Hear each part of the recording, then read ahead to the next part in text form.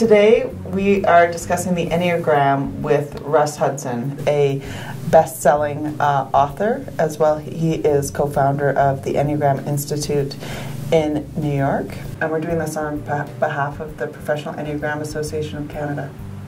So, Russ, how would you define what the Enneagram is? It's a way of looking at how the different parts of a human psyche, a human personality, work together. It breaks it down into 9 components, and you could say that every human being has a bit of all 9 of those parts, but that we don't have them in an equal balance. I'm very curious about the spiritual implications of the Enneagram. Can you elaborate more on that? It does not propose a particular theology, doesn't tell us what to believe, doesn't tell us about God or things like that. It doesn't mess with a person's religious orientation. But what it does tell us is how to get more in direct contact with what we might call our spirit. It tells us the most effective and efficient way to come back to our center, not distracted by daydreams or thoughts or worries, but just being landed in the experience we're having right now. It helps us see some of the assumptions we make about relationships that we aren't even aware that we've made. So, talk to me about Canadian culture. And what Enneagram type do you think Canada is, and why? I would say that overall, Canada, in the view of most Canadians I've talked with, and my own observations, has a kind of what we would call a type 9 energy. 9 energy means overall what's valued most is harmony. Peace between people, not creating conflicts, not stirring things up, a kind of live and let live attitude, a kind of openness, graciousness, being inclusive and accepting. These are kind of positive values.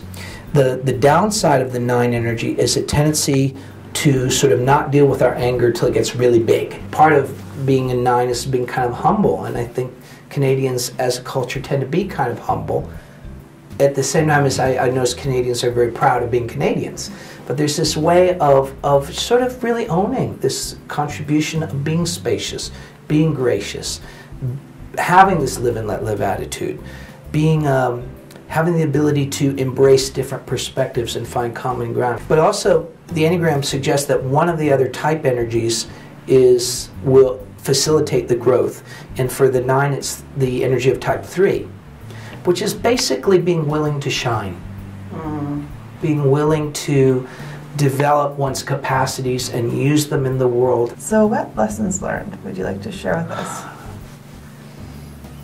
One thing I think the Enneagram really teaches us is not to get too stuck in our own perspective.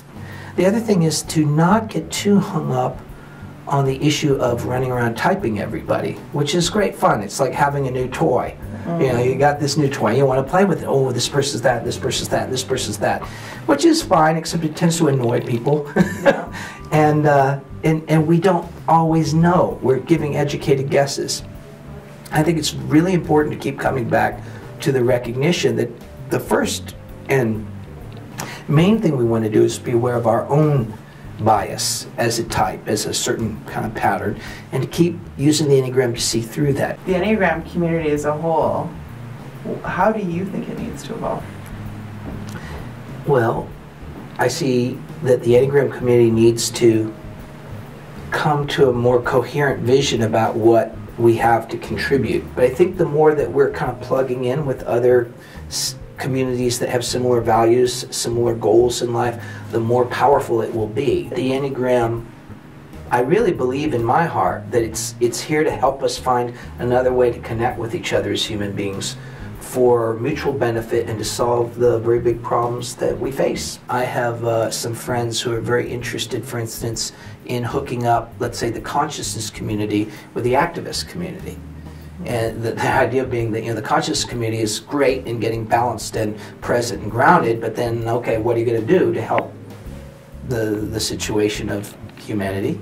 And then you got the activist community who has all this passion to bring positive change, but they kind of get reactive and drive each other nuts. So maybe you put these two things together and something more powerful could take place. It only takes a moment of breathing a little more deeply, getting a little more contact with our kinesthetic sense, breathing, sensing the body, and just the training of recognizing, oh, that's how I go off the track.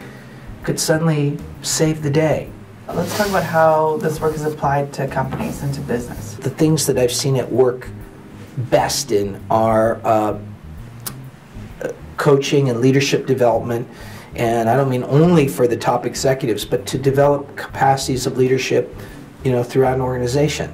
And recognizing what resources we have available on our team, how can we apply them most intelligently, and what areas have we kind of habitually overlooked and not brought in. The Enneagram gives us some insights into how one might best do that in a way that is not manipulative, but is mutually supportive. And in a way that creates more of a sense, again, of cohesion, coherence of vision, a lot of things that companies always talk about and have a hard time achieving.